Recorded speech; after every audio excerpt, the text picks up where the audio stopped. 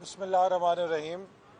आज सबसे पहले तो मैं इलेक्शन कमीशन का शुक्रिया अदा करूंगा कि उसने फ़ॉरेन फंडिंग केस को टेक अप किया है और ये नए इलेक्शन कमीशन की तश्कील के बाद इस केस की पहली समाअत है। हमने इलेक्शन कमीशन को दरख्वास्त दी थी कि 6 साल से चूँकि ये मसला ज़ेर इल्तवा है और पाकिस्तान में ये मिसाल कायम हो चुकी है एक साबिक वज़ीर आज़म के केस में कि चंद हफ्तों के अंदर ही 30-40 साल का रिकॉर्ड स्क्रूटनी के अमल से गुजर गया है। तो अगर एक केस में 30-30 साल का रिकॉर्ड चंद हफ्तों में स्क्रूटनी हो जाता है तो पीटीआई का 5 साल का रिकॉर्ड 6 सालों में स्क्रूटनी के अमल से क्यों नहीं गुजर पा रहा।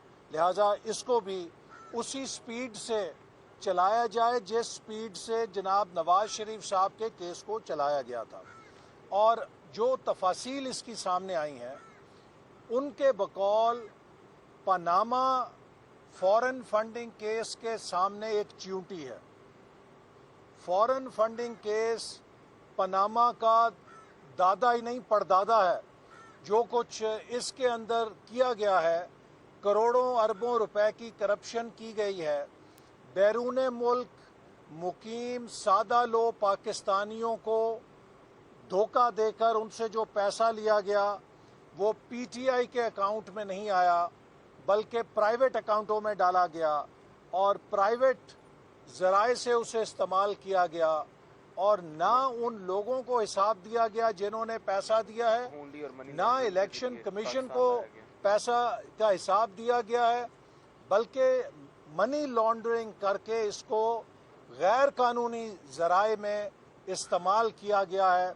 ये पाकिस्तान की सियासी तारीख का सबसे बड़ा स्कैंडल है और ज़रूरी है कि इसे बेनकाब किया जाए और वो ज़राए कौम के सामने आए जिनसे पीटीआई पाकिस्तान के आइन और कवानीन की खिलाफ वर्जी करते हुए फंडिंग हासिल करती रही और उस पैसे से पाकिस्तान में जमहूरी हुकूमत के ख़िलाफ़ साजिशें की जाती रहीं, जमहूरियत के ख़िलाफ़ साजिशें की जाती रहीं और पाकिस्तान में एक जमहूरी हुकूमत का तख्ता उलटने के लिए उस पैसे को इस्तेमाल किया गया और उसका नतीजा आज आपने देखा है कि पीटीआई उस गैर मुल्की फंडिंग के ज़रिए इक़्तिदार में आके उस एजेंडे पर अमल दरामद कर रही है जो उसके बैरूनी स्पॉन्सर्स ने उसे दिया था।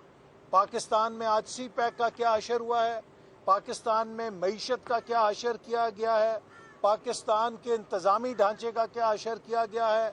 एक हंसते बसते मुल्क को उजाड़ दिया गया है और ये सब कुछ उस पैसे के साथ हुआ है जो गैर कानूनी तौर पे पीटीआई ने हासिल किया था। दूसरी अहम बात यह है कि वो जमात जो सबको शफाफियत का दर्स देती है, आज भी पीटीआई ने ये मौक़िफ़ लिया कि इसकी कार्रवाई मीडिया से छुपाई जाए, जबकि हमारा ये मौक़िफ़ है कि ये तमाम कार्रवाई कौम के सामने शफाफ तरीके से पेश की जानी चाहिए ताकि कौम को पता चले कि सियासी जमातें किस तरह से फंडिंग हासिल कर रही हैं और किस तरीके से उस फंडिंग को इस्तेमाल कर रही हैं। आज मुस्लिम लीग नून के ख़िलाफ़ भी पीटीआई ने जवाबन एक दरख्वास्त जमा कराई है।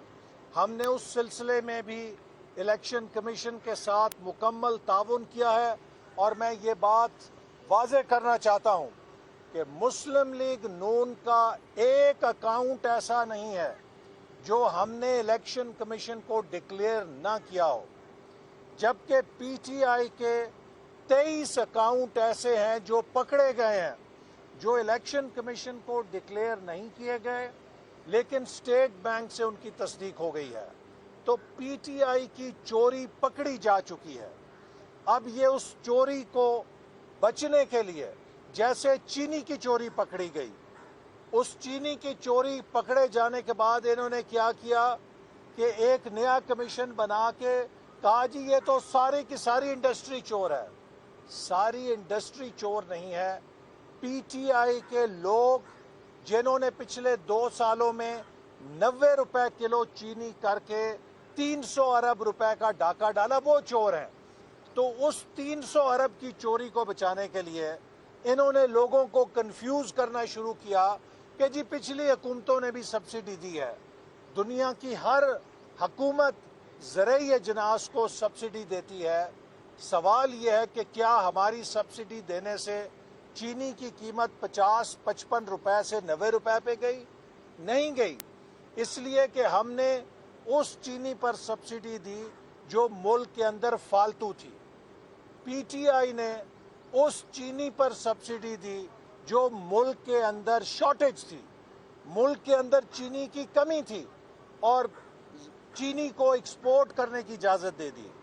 40% डिवैल्यूएशन हुई थी, जिससे एक्सपोर्टर को बहुत बड़ा मार्जिन मिला था।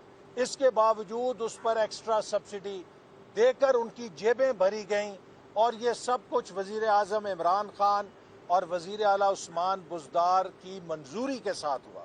लिहाजा चीनी की चोरी जब पकड़ी गई तो उसके खिलाफ इन्होंने बाकी लोगों को मुलव्वस करने के लिए झूठे तौर पे, ताकि अपनी चोरी बचा सकें, दरखास्तें देनी शुरू कर दी। इलेक्शन कमीशन में भी पीटीआई की चोरी पकड़ी गई है।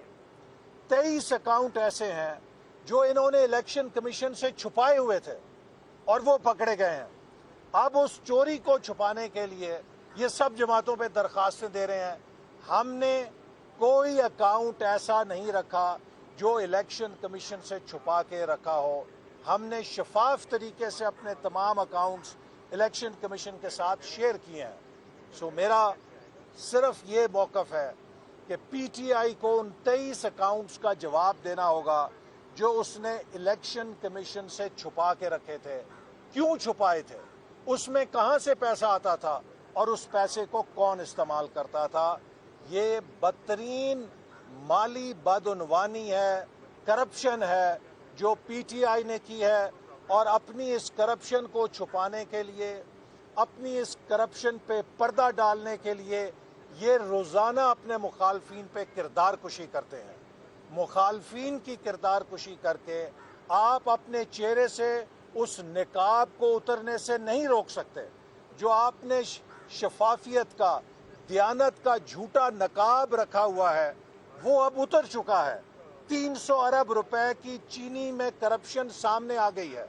इलेक्शन कमीशन के सामने आपके अकाउंट जो आपने डिक्लेयर नहीं किए थे वो पकड़े जा चुके हैं, और इंशाल्लाह इनका यौम हिसाब करीब आएगा। और मैं मुतालबा करता हूँ कि इमरान खान जिसकी निगरानी में ये करप्शन हुई है, उसको फौरी तौर पे अपने ओहदे से मुस्ताफ़ी होना चाहिए, चूँकि वो खुद ये मुतालबा करता था। वो ये कहता था कि वज़ीर आज़म नवाज शरीफ के होते हुए उनके खिलाफ तहकीकात नहीं हो सकती।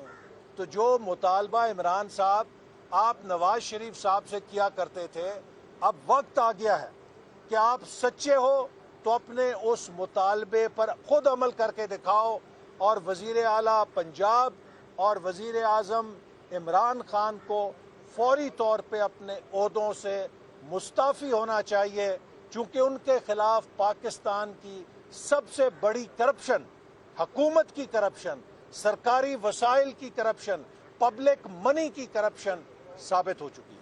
अच्छा सर, ये मानिएगा कि अकबर यहाँ पर इलेक्शन कमीशन के बाहर खड़े होकर कहते रहे जब मोदी की हुकूमत थी, इन्होंने खत लिखा कि पीटीआई के जो अकाउंट्स है इसकी FIA तहकीकात करें। उस टाइम नून लीग ने कोई तवज्जो जी देखिए, हाँ, मिनिस्टर रहे हैं, मैं आपसे अर्ज करूँ, आप इलेक्शन कमीशन में हैं तो इस पे क्या कहें? हमने जो पीटीआई के केसेस को हुकूमती सतह पे उस वक्त पुरजोर तरीके से परसू नहीं किया, उसकी एक वजह यह थी कि हम पर सियासी इंतकामी कार्रवाई का इल्ज़ाम ना लगे। आपको पता है कि इमरान खान साहब के हुक्म के ऊपर पीटीआई ने पार्लियामेंट को बुलडोज़ किया, पाकिस्तान टेलीविज़न को बुलडोज़ किया, और ये वो सब ऐसे जराइम हैं जो दहशत गर्दी के जुर्म के अंदर आते हैं, संगीन जराइम है। हमने यकीनन उसमें उस अंदाज में पैरवी नहीं की जैसे कि शायद आम हालात में की जाती, चूँकि पीटीआई के साथ हमारी محاذ آئی تھی اور ہم نہیں چاہتے تھے کہ ملک کے اندر یہ تاثر جائے کہ ہم انتقامی کارروائیاں کر رہے ہیں اور ہم محاذ آرائی کرنا چاہتے ہیں۔ اسی طرح جو فارن فنڈنگ کیس ہے ہم نے اداروں پر چھوڑ دیا اور حکومت نے اس میں غیر معمولی دلچسپی نہیں لئی تاکہ یہ تاثر نہ جائے کہ ہم کوئی اسے سیاسی طور پہ استعمال کرنا چاہتے ہیں۔ تو اب تو ہم حکومت میں نہیں ہیں، لہٰذا ہم امید رکھتے ہیں کہ یہ ادارے ان کیسز کا نوٹس لیں گے، چونکہ یہ کیسز پاکستان کی جمہوریت کے حوالے سے بہت اہم ہیں۔ سر یہ بتائیے کہ آپ نے کہا کہ یہ 23 اکاؤنٹ پکڑے گئے ہیں فارن فنڈنگ کے حوالے سے، اس پہ آپ نے اسپیڈی ٹرائل کی بات کی ہے، یہ مطالبہ آپ کا کس سے ہے؟ کون اسپیڈی جی ہمارا الیکشن کمیشن سے ہے، اور آج الیکشن کمیشن نے ہدایت دی ہے اسکروٹنی کمیٹی کو کہ وہ 1 ہفتے کے اندر انہیں رپورٹ پیش کرے کہ اس کی کیا کارروائی ہے، اب تک کی کیا کارروائی ہے، اور سٹیٹس رپورٹ، اور 4 ہفتوں کے بعد الیکشن کمیشن خود جائزہ لے گا کہ کس حد تک انہوں نے اس پر پیش رفت کی ہے، اور 23 جون کو انہوں نے ہمیں بھی بلایا ہے کہ ہماری جو درخواست ہے اس کے اوپر ہم دلائل دیں۔ تو ہم امید رکھتے ہیں کہ جو نیا الیکشن کمیشن تشکیل ہوا ہے یہ قومی اتفاق رائے سے ہوا ہے، تو یہ الیکشن کمیشن اس کیس کو جلد از جلد منطقی انجام تک پہنچائے گا۔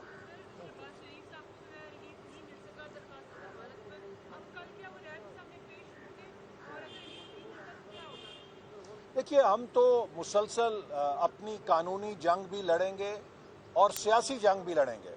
آج پاکستان کے ہر شہری کو یہ بات معلوم ہے کہ مسلم لیگ نون کے خلاف جو کارروائیاں ہو رہی ہیں ان کے پیچھے عمران خان ہے، اس کا انتقامی ذہن ہے۔ آپ اندازہ کیجئے کہ عمران خان کو یہ فکر نہیں ہے کہ 50 سے زیادہ ضلعوں کے اندر ٹڈی دل نے فصلوں کو تباہ کر دیا ہے۔ 50 سے زیادہ ضلعوں کے اندر کسان تباہ و برباد ہو چکے ہیں، اسے اس کی کوئی فکر نہیں ہے۔ اسے یہ فکر نہیں ہے کہ اگلے سال قحط والے حالات پیدا ہو سکتے ہیں۔ گندم کی فصل ہماری جو ہے اس کو بھی نقصان ہو گیا، کپاس کی فصل ختم ہو گئی، اب آموں کے باغ اجڑ رہے ہیں۔ پاکستان کی زرعی معیشت کو 800 ارب کا نقصان ہو چکا ہے، اور صرف 10 کروڑ کی نالائکی سے اگر یہ 10 کروڑ کا وقت پہ سپرے کر دیتے تو آج 800 ارب کا نقصان بچایا جا سکتا تھا۔ اس کی فکر نہیں ہے، کرونا کی فکر نہیں ہے کہ محکمہ صحت کے مطابق لاہور شہر کے اندر 6 لاکھ افراد کرونا سے متاثر ہو چکے ہیں۔ باقی صوبے کی کیا حالت ہے، باقی ملک کی کیا حالت ہے، وہ فکر نہیں ہے۔ اسے فکر ہے نہ کرونا کو ختم کرنا ہے، نہ ٹڈی دل کو ختم کرنا ہے، نہ غربت کو اور بے روزگاری کو ختم کرنا ہے۔ اس نے مسلم لیگ نون کے لیڈروں کو اندر کرنا ہے۔ میں جیل کاٹ کے آیا ہوں، شاہد خاقان عباسی کاٹ کے آئے ہیں، سعد رفیق کاٹ کے آئے ہیں، رانا ثناء اللہ کاٹ کے آئے ہیں، اور مفتاح اسماعیل کاٹ کے آئے ہیں، دیگر ہمارے لوگ کاٹ کے آئے ہیں۔ کیا نکلا اس میں؟ سب کے سامنے ثابت ہوا کہ جھوٹے کیسوں میں ہمیں اندر کیا گیا، چونکہ ہم حکومت پہ تنقید کرتے ہیں، چونکہ ہم حکومت کی ناکامیوں کو بیان کرتے ہیں، چونکہ ہم عمران خان کو بتلاتے ہیں کہ یہ نااہل ہے، یہ نا تجربہ کار ہے، یہ نا سمجھ ہے، یہ ملک کو تباہ کر رہا ہے۔ اور جناب بادشاہ سلامت شہنشاہ معظم کو گراں گزرتا ہے کہ یہ میرے اوپر توہین کرتے ہیں، ان کو پکڑ کے اندر کر دو، اور نیب اس وقت ان کے گھر کی لونڈی بنا ہوا ہے۔ جو حکم جاتا ہے نیب کو اس کے مطابق اپوزیشن کے بندے اندر کر دیے جاتے ہیں، میڈیا کے لوگ اندر کر دیے جاتے ہیں۔ ہم پاکستان کو فسطائی ریاست نہیں بننے دیں گے۔